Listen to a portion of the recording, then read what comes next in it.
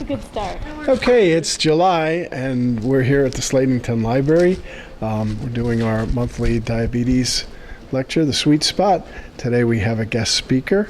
Hannah Bittner is a P4 student at the Philadelphia College of Pharmacy at the University of the Sciences in Philadelphia. Thank you, Hannah. Yeah. All right, so the topic for today is diabetic neuropathy. So we're going to review some of the basics. As you probably know, there's two common types of diabetes mainly. There is type 1 and type 2. You probably know which type your diabetes falls into, but if you're unsure, you can ask your doctor. And neither of these types are necessarily worse than the other. However, they both need to be treated. So to go into our goals, when you check your blood sugar, if you're checking it in the first thing in the morning before you eat breakfast, that's considered your fasting blood sugar. And that should be between 70 and 130. And if you're checking it within 2 hours after a meal, which is considered your post-meal sugar, your postprandial dinner, it should be less than 180. So we have this three-legged stool approach to how to control the blood sugar in your body. So the three parts of the stool are healthy eating, exercise, and medications. Now you can see that two of the three legs of the stool are controlled by you. So that's your exercise and your healthy eating. And each leg of the stool is just as important as the other. So now we're on to the topic of the day, diabetic neuropathy. So if you break down the word, diabetic refers to diabetes, neuro refers to the nerve, and pathy refers to disorder. So when you put it all together, you have nerve disorder caused by diabetes.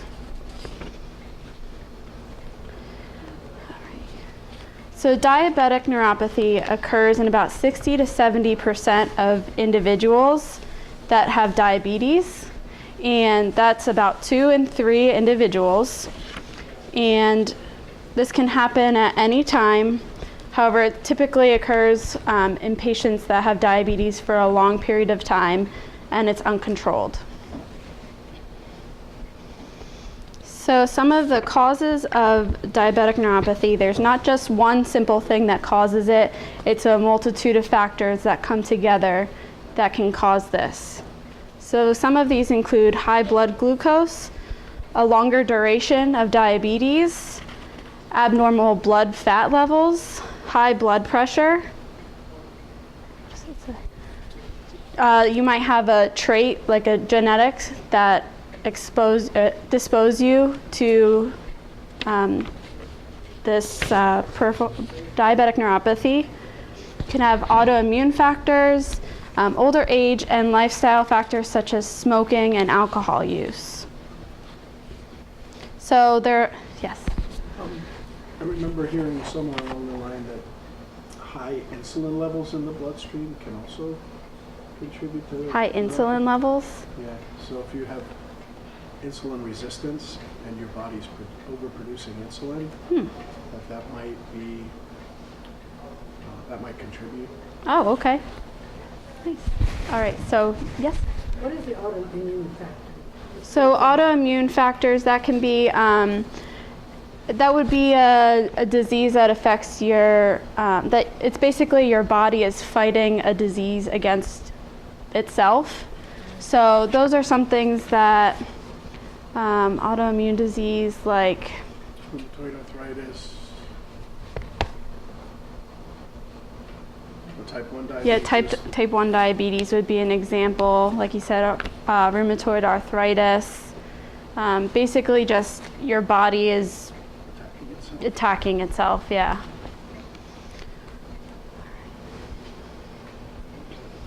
So there are different types of diabetic neuropathy. They can affect any part of the organ system, and so such examples include hands, feet, arms, and legs. You may have a pain, burning, stinging, tingling, numbness, feeling in your extremities. It can affect the gastrointestinal tract, which would result in indigestion, nausea, vomiting, constipation, diarrhea, basically GI symptoms. It can occur in the heart and blood vessels, which would lead to dizziness and fainting. It can affect the sex organs, which would result in erectile dysfunction or difficulty with arousal or lubrication. And it can affect your body overall, which would result in general weakness. So there are 4 different types of diabetic neuropathy. There's peripheral neuropathy, autonomic neuropathy, proximal neuropathy, and focal neuropathy. And we'll go into each of these in depth. So the first one, peripheral neuropathy, the term peripheral refers to the extremities. So this could be your legs, feet, toes, arms, hands, fingers. So that's what you think of when you think of peripheral neuropathy. And the symptoms are usually felt on both sides of the body. So that's one way to distinguish it. So some of the symptoms you may experience include numbness or insensitivity to pain and temperature, a tingling, burning, or prickling sensation, sharp pains or cramps, extreme sensitivity to touch, or loss of balance and coordination. And these symptoms are often worse at night. All right. So one of the issues with peripheral neuropathy is being able to not being able to feel pain. So that's one of the common things. So let's say you're walking around the house and you step on something sharp or you cut your foot open. You may not be able to feel the pain from that, which you might think is a good thing because you're not, in pain. However, this could lead to infections, or you could develop sores or ulcers or something like that in your foot. So with peripheral neuropathy, you lose that feeling in your nerves, and you could have more complications that follow.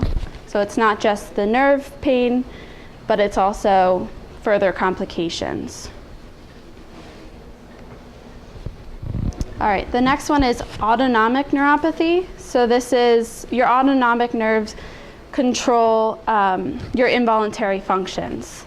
So this can be found in your heart, stomach, intestines, bladder, sex organs, sweat glands, eyes, and lungs. And the symptoms of this vary based on where you find the nerve damage. So for example, if you have neuropathy in your heart and blood vessels, you may experience dizziness and fainting, or you may not be able to exercise as much as you used to. In the digestive system, this could result in GI upset, such as constipation, diarrhea, a thing called gastroparesis, which is slowing of the food moving throughout your GI system, nausea, vomiting, bloating, loss of appetite, and difficulty swallowing. It can also affect the urinary tract, which would result in incomplete emptying of the bladder, not being able to fully expel everything from your bladder, which could then result in a urinary tract infection. And you could also experience urinary incontinence. In the sex organs, you could experience sexual difficulties. In the sweat glands, you could have sweating abnormalities, such as sweating more often, sweating when you eat. In the eyes, you could have a sluggish pupil reaction, and others include having hypoglycemia and not being aware of it.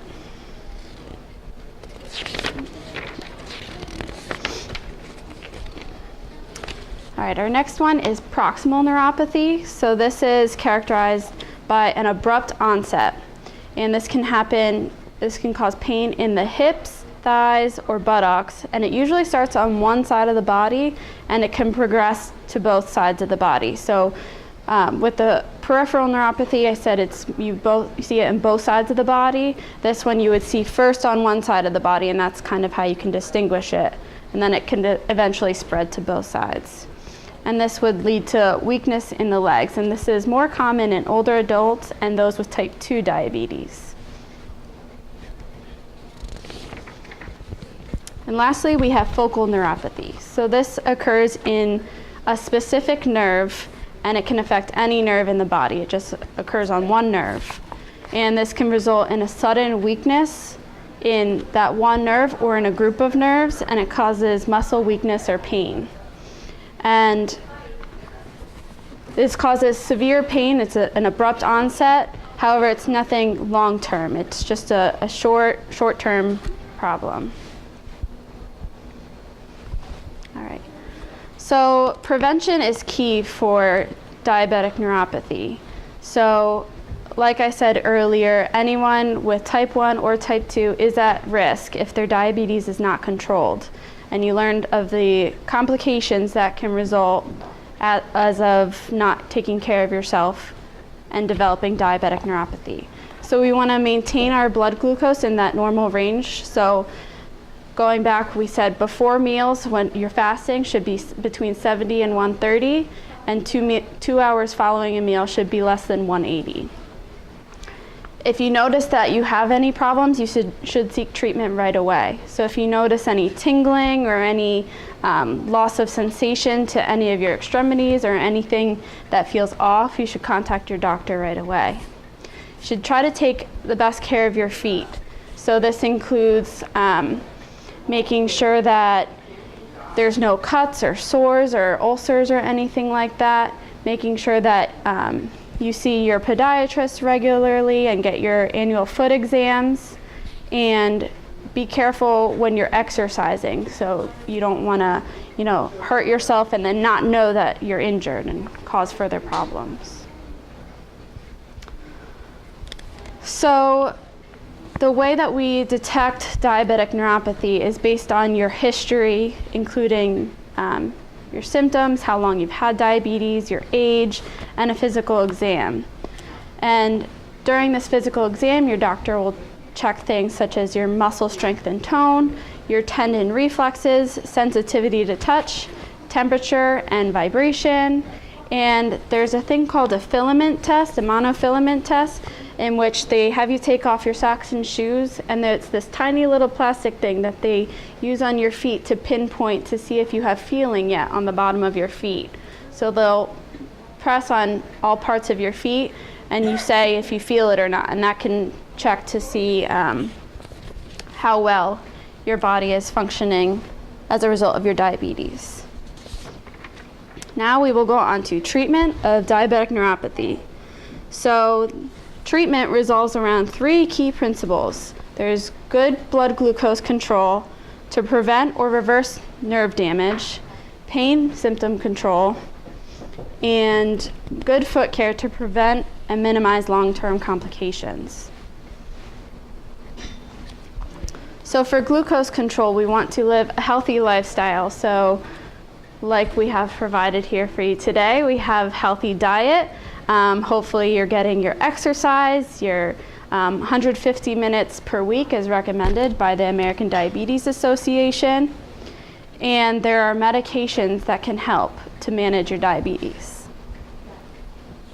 So there are certain classes of medications that are used to treat diseases other than diabetes. So if you get one of these prescriptions and it says on here, this is being used to treat depression or seizures or pain or something like that, don't be alarmed, because these medications can be used for multiple things. So some examples here are antidepressants, anticonvulsants and seizure medications, opioid medications, and local analgesics.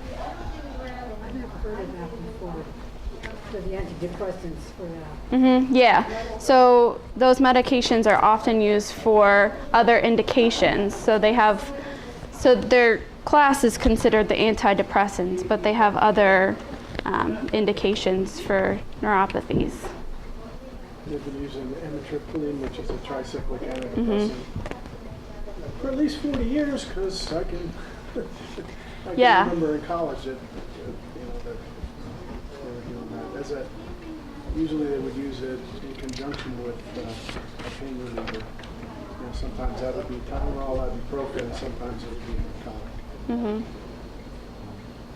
But some of the newer antidepressants like duloxetine, Cymbalta, work better for pain relief than some of the older ones like amitriptyline. After you read what could be wrong, is it may cause death. I don't want to do that one. Anytime your doctor prescribes something, they weigh the Possibility. potential risks against the potential benefits, and if the benefit outweighs the risk, then they'll probably prescribe it. If the risk outweighs the benefit, then they're not going to prescribe it. Because I was taking some kind of drug, whatever, for my stomach. My skin started peeling. I could literally peel the bottom of my feet off. So of course we don't take those anymore. And that was one of the things. They cause skin peeling. Right, and that might cause that in 1 out of 100 or 1 out of 1,000, and you just happen to be Did the me. one. And you know what my doctor told me? Oh, you're in the water too much. Yeah? Talking about doctors. Well, stay out of the water. I don't even wash dishes. When I first started to lose my taste, my doctor says to me, well, what happened recently in your life? And that's when my son had just passed away. So right away he put me on an antidepressant. But I really didn't like the way it made me feel, so after a while I just went off of it. But progress, I mean, I'm getting worse and worse and worse, so maybe this is the first time I really heard of this. I'm thinking maybe I should have been on it, or maybe I should be on it now. Yeah, it's definitely a conversation to have with your doctor. What is a depression, Macy's? Does it make you sleepy and tired? It kind of just like stabilizes your mood. Because I don't want to feel lazy and tired, and now already, Yeah, some antidepressants, depends on which class it is. I mean, some of them can actually cause insomnia. So, Well, I have that problem now already. so they don't all make you tired. Some do make you tired, others Well, don't. I have enough trouble sleeping without taking medication to keep me awake. I call that old woman problem. Yeah, but one night I sleep good, the next night I'm watching TV at 2 o'clock in the morning. Yeah. And the ambulances and everything is across the street. We have an exciting I neighborhood. mean, I've had a lot of aches and pains and all that kind of stuff too, like it says. But I just said, well, okay, I'm getting older. You have to expect that, so you just got used to it. But now I'm hearing all these things, and it's not so.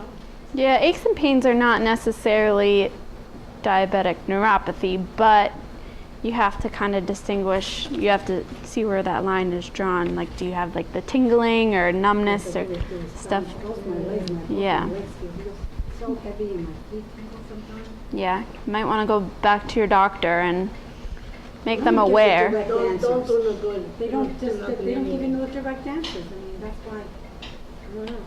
Yeah. Sometimes, who do you go to? There's not What kind of doctor always do you really one go to? exact answer. I mean, typically, do you go to an endocrinologist, or do you just go to a family doctor? Well, I went to a family doctor, and I went to a neurologist, and I went to Does endocrine do?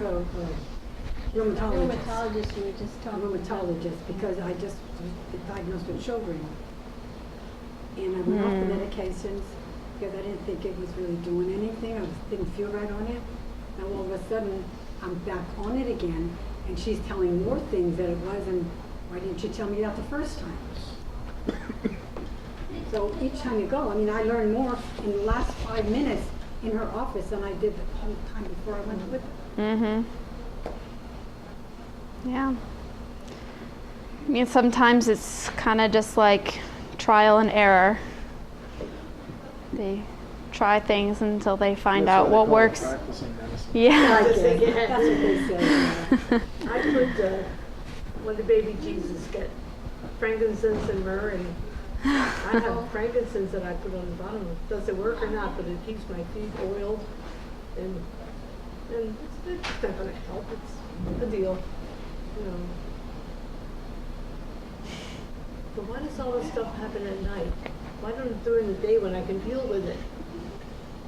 At night when I go to bed, I feel like I'm ice cold and tingling. And I'm not cold, but I don't sleep well because my legs hurt. Yeah. I want to start drinking brandy before I go to bed. And some people with peripheral neuropathy, they can't even stand a sheet on their feet. Well, Causes. I hate to wear long That pants sensitive. because it bothers me. And it does affect your balance. When my legs start to hurt and I get off and I have to take my shoes off, even my peds, I don't have to take them off because then it feels better. It's just some kind of pressure or whatever. You know, but I mean, they're not really tight, but I take them off. Yeah. Yeah. I have to Complicated. make a list of more questions when I go to the doctor. Yeah, Write it that's down. that's the best thing to do is come to them with questions. Yeah, but then you get charged by the minute. I don't think I looked today in something, it says 25 minutes. So I must ask her 3 more questions that I should have. Well, like I've been hearing recently, but your doctor will spend 5 minutes with you that time and then out the door. Yeah, I heard something that Last time I Medicare, if it's more than 15 minutes, Medicare won't reimburse the doctor or something like that. Yeah. You have special cases. Yeah. So Yeah. It's crazy. Government got involved, that's it. All right. So let's go, move on. So for treating GI symptoms, there's non-medication things that you can do, such as eating smaller, more frequent meals, avoiding fatty foods, and drinking more water. This will help improve your diabetes, first of all, and help with the GI symptoms of the neuropathy.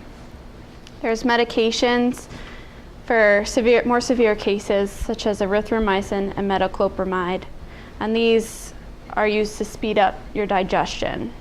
So that'll help overcome that nausea. And there are other medications that can be used for more specific situations. Cardiovascular system. So the big thing is blood pressure control. So you want to stay hydrated, drink lots of water, avoid alcohol. When you stand up slowly. That way you don't cause the blood to rush, and just if you're getting out of bed in the morning, just take your time getting up. If you're sitting down, don't stand up super quick and try to go run and do something. Just rise slowly. And they have compression stockings, so that helps improve your circulation. I don't know if you're familiar with this, but it's not one of the first line of treatment, but it is used in some people. Other symptoms, so we have bladder dysfunction.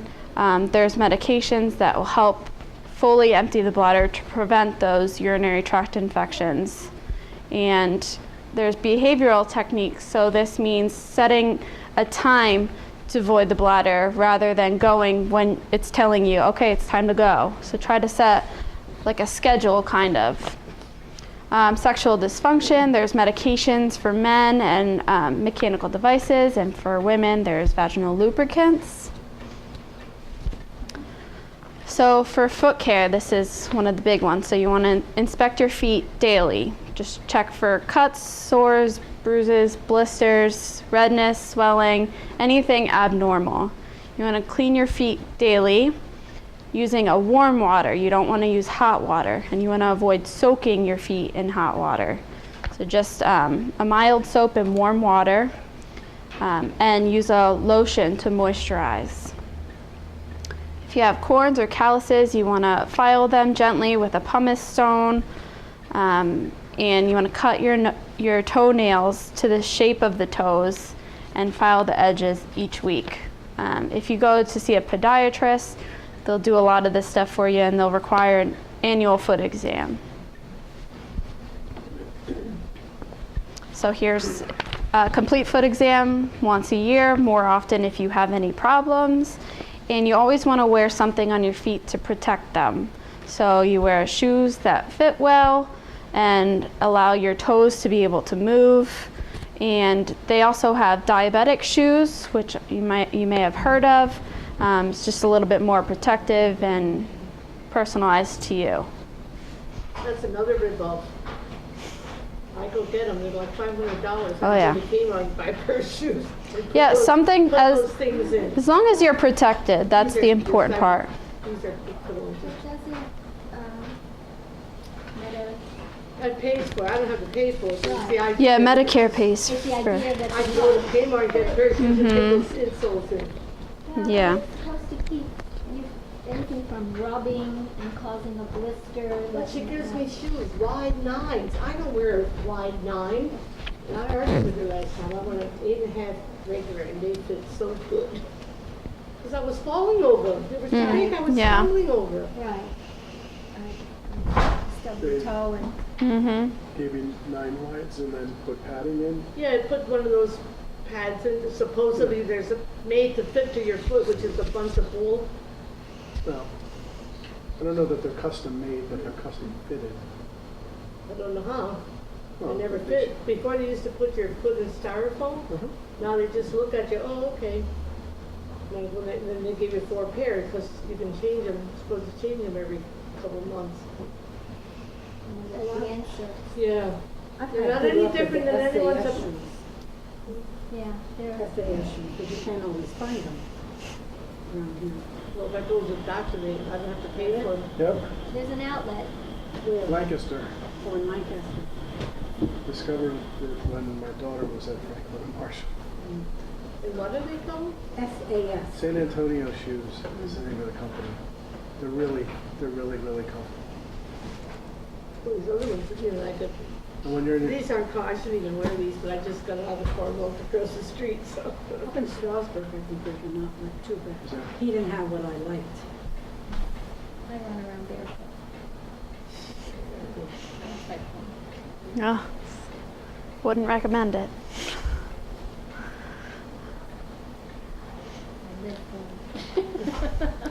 It's not I summer. can't even go without socks in this shoe. It's not summer till it.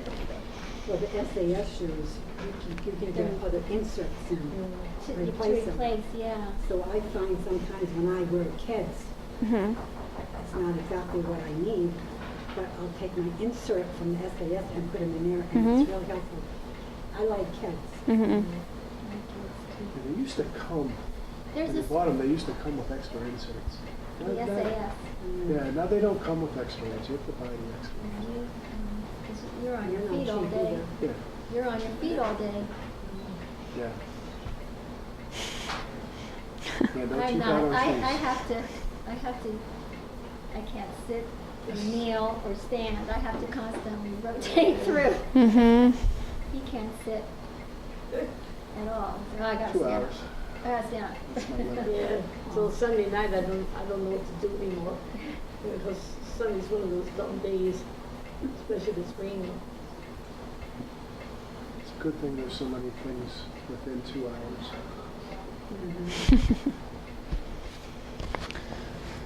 All right, I can wrap it up now. So some of the key points that we discussed today: diabetic neuropathies are nerve disorders that can occur in individuals with diabetes and are thought to be primarily attributable to long-standing hyperglycemia or high blood sugar. Neuropathy can affect nerves throughout the body, causing a wide array of symptoms. Good blood glucose control is vital in preventing and treating diabetic neuropathy. Treatment includes medications for pain relief and symptoms if needed, and depending on the type of nerve damage. Foot care is an important part of the treatment. And lastly, smart lifestyles can help decrease complications of diabetic neuropathy. Here is the recipe. So I don't have a printout. I didn't have time. Now, how am I gonna remember that? We can do that now. Where is it? Can you get on? All right, we'll get that for you then. Question. Yeah?